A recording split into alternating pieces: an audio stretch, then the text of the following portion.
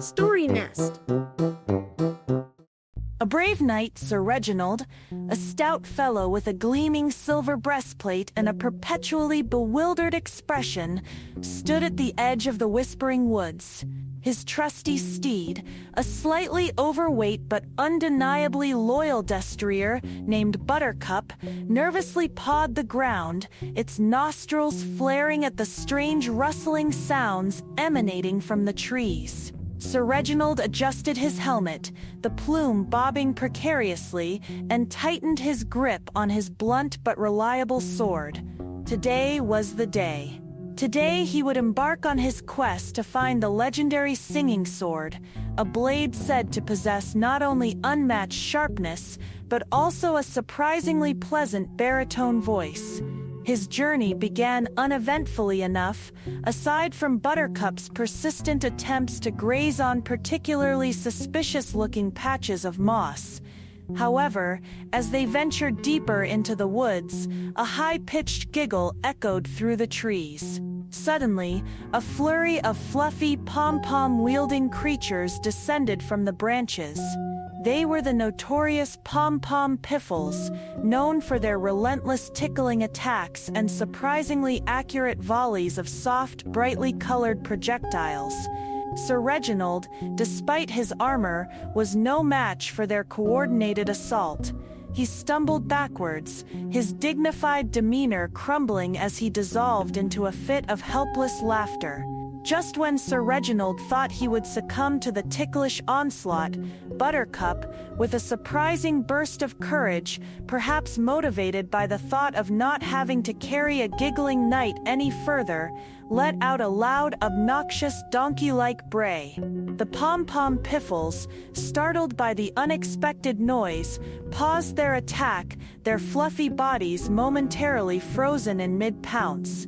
Seizing the opportunity, Sir Reginald scrambled back onto Buttercup, who promptly bolted away, leaving the bewildered piffles to resume their giggling amongst themselves. Their next encounter was with a rather large, wobbly creature made entirely of purple jelly. This was the trembling tart, a beast known for its surprisingly sticky exterior and its tendency to engage its foes in lengthy philosophical debates about the existential nature of dessert. Sir Reginald, remembering his previous ordeal, approached cautiously. The trembling tart jiggled menacingly, its gelatinous form rippling. "Good Sir Knight," it wobbled, its voice a low resonant hum, "have you ever considered the ephemeral nature of flavor? Does a raspberry retain its essence once consumed, or does it merely become a memory on the palate?" Sir Reginald, a man of action rather than philosophical musings, found himself utterly bewildered. He stammered for a response, his mind blank. Buttercup, however, seemed to have a more pragmatic approach to the situation. With a well-aimed lick, she managed to detach a large chunk of the trembling tart, which plopped onto the ground with a sticky thud. The remaining jelly creature let out a surprised wobble, momentarily distracted by its missing piece.